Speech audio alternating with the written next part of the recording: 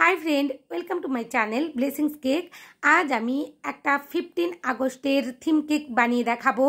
সম্পূর্ণ ডেকোরেশনটাই নিখুঁতভাবে দেখিয়েছি। তোমরা যারা বিগিনার বন্ধুরা আছো আমার এরকম ধরনের একটা থিম কেক বানাতে চাও ফন্ডেন্ট ওয়ার্ক করে, তো পারফেক্টভাবে তোমরা করতে পারবে যদি ভিডিওটা স্কিপ না করে দেখো।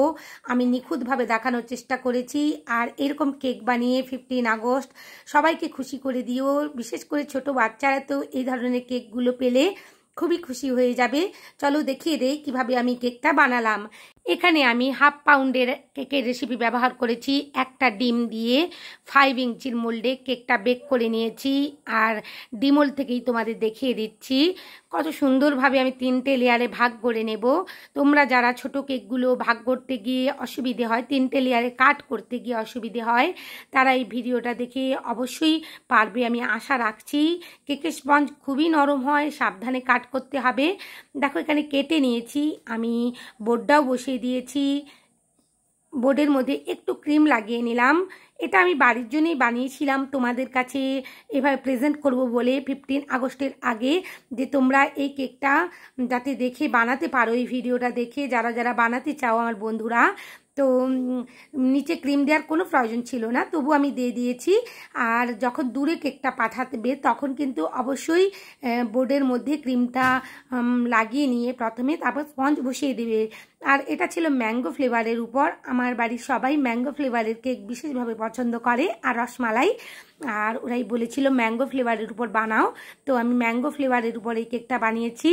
এটা খেতে অসাধারণ হয়, তোমরা অবশ্যই একবার বাড়িতে বানিও। এখানে মালাসের ম্যাঙ্গো ক্রাশটা আমি ব্যবহার করেছি। এখানে একেবারে আমি ক্রাম কোটিং করে নিচ্ছি। আবার আমি ম্যাঙ্গো ক্রাশ দিয়ে দিলাম সেকেন্ড লেয়ারে।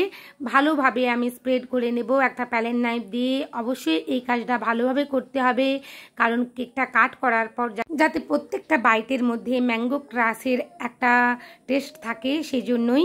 আর এখানে যে সুগার সিরাপটা আমি ব্যবহার করেছি তার মধ্যে 2 টেবিল স্পুন ম্যাঙ্গো ক্রাশ মিশিয়ে নিয়েছি, যাতে আরও সুন্দরভাবে ফ্লেভার আসে আর খেতে অসাধারণ হয়। তোমরাও এভাবেই করো, খুব সুন্দর খেতে হয়। এখানে অল্প করেই আমি ক্রিম দিয়ে ক্রাম কোটিং করে ফ্রিজের মধ্যে রেখে দেব 15 থেকে 20 মিনিট। এভাবে যদি 15 থেকে 20 মিনিট ক্রাম কোটিং করে ফ্রিজের মধ্যে রেখে দেওয়া যায়, কেকটা খুব ভালোভাবে ফিনিশিং করা যায়। অল্প ক্রিমের উপরই ফিনিশিং করা যায়। কেকটা আমার ক্রাম কোটিং করা হয়েই গেছে। এরপর আমি বোর্ডটা অবশ্যই ক্লিন করে নেব একটা কিচেন রুমাল দিয়ে। এরপর ফ্রিজের মধ্যে সেট করতে রেখে দিয়েছিলাম আমি। আর বিশেষভাবে আমি এই কেকটার মধ্যে ক্রিম দিয়ে ফিনিশিংটা করছি না, কারণ এখানে আমি 3টে কালারের ক্রিম ইউজ করব। যেহেতু আমাদের পতাকার রঙে গেরুয়া, সবুজ, সাদা, এই 3টে কালার ব্যবহার করব। আর 3টে শেডের বানিয়েছি, তোমাদের আমি ভিডিওর মাধ্যমে দেখিয়ে দিচ্ছি, তোমরা বুঝতে পারবে। আমি ক্রাম কোটিংটা একটু ভালো করে করেই ফ্রিজের মধ্যে সেট করে নিয়ে এই ডেকোরেশনের কাজটা করছি। আর এখানে যদি ফিনিশিং করতাম এক্সট্রা ক্রিম দিয়ে, বেশি ক্রিম হয়ে যেত কেকটার মধ্যে, কেকটা খেতে অতটা ভালো লাগতো না। তাই যে ক্রিমটা দিয়ে আমি এই কেকটার ফিনিশিং করতাম সেই কেকটা দিয়ে এই ডেকোরেশনের জন্য ইউজ করে নিচ্ছি। সেটা অবশ্য তোমরা দেখে বুঝতেই পারছো, আশা রাখছি তোমরাও বাড়িতে এইভাবে বানিয়ে নিও। আর অসাধারণ খেতে হয়, আমি আবারও বলছি, কারণ কেকটার টেস্ট অসাধারণ ছিল। দেখো ধীরে ধীরে আমি একটা এখানে রোজ নোজেল ব্যবহার করেছি। আমার কাছে একটা বড় রোজ নোজেল ছিল, তো সেই রোজ নোজেলটা দিয়েই আমি পাইপিং ব্যাগের মধ্যে ক্রিম ভরে নিয়ে এইভাবে একটা এফেক্ট দিয়ে দিলাম।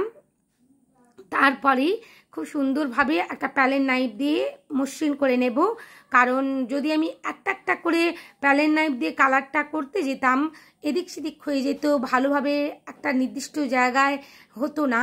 তাই আমি এখানে পাইপিং ব্যাগের মধ্যে রোজ নোজেল ভরে নিয়ে এইভাবে ক্রিম দিয়ে করে নেওয়ার চেষ্টা করেছি।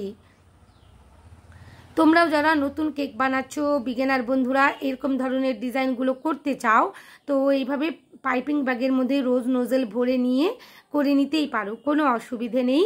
তোমরা আমি এখানে পতাকার কালার করেছি, তোমরা যে কোনো কালার দিয়ে যে কোনো ডিজাইনের এরকমভাবে শেড আনতেই পারো। উপরের অংশে আমি একটু অরেঞ্জ কালারের ক্রিম দিয়ে দিয়েছি আর ভালোভাবে প্যালেন নাইফ দিয়ে স্প্রেড করে নেব। খুব একটা বেশি মসৃণ না করলেও চলবে, কারণ উপরের অংশে আমি একটা ফন্ডেন্টের ফ্ল্যাগ রেডি করেছিলাম, পতাকা, সেটাই বসিয়ে দিয়েছিলাম।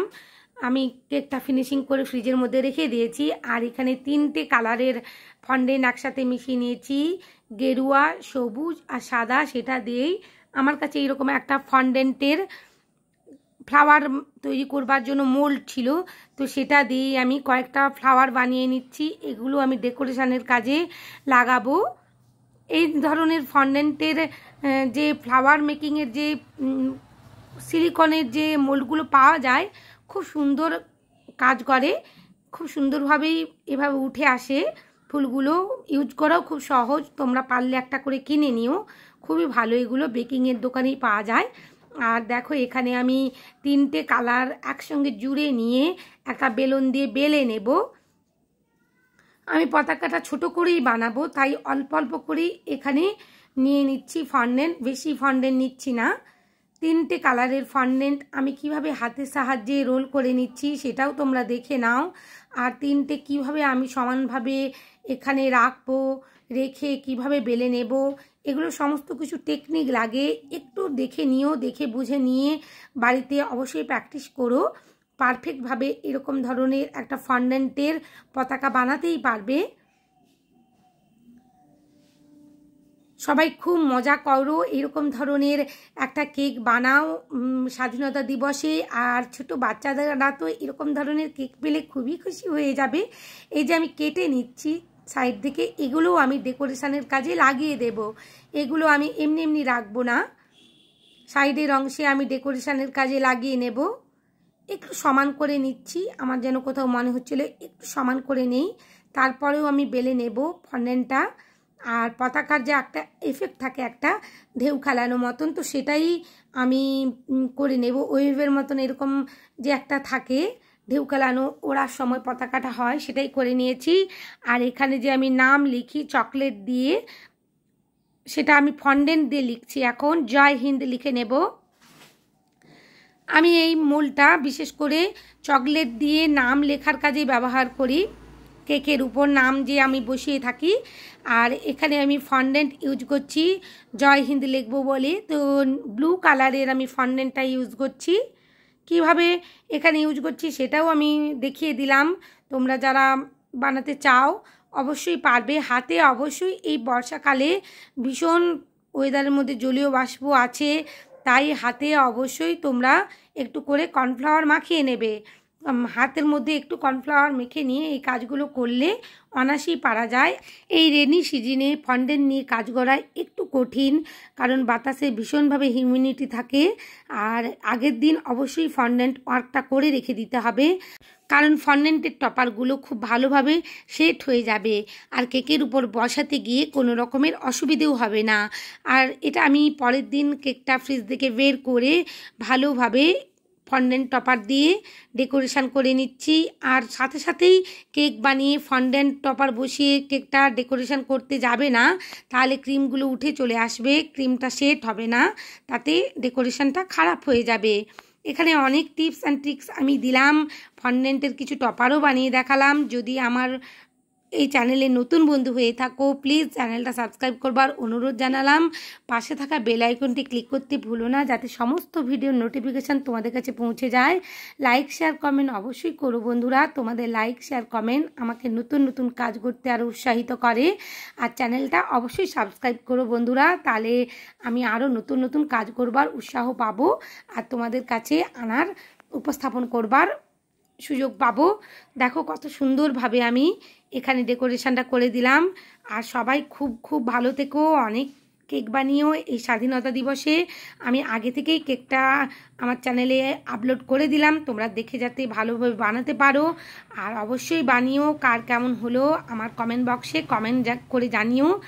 আর সবাই অনেক ভালো থেকো। থ্যাংক ইউ আমার ভিডিও দেখার।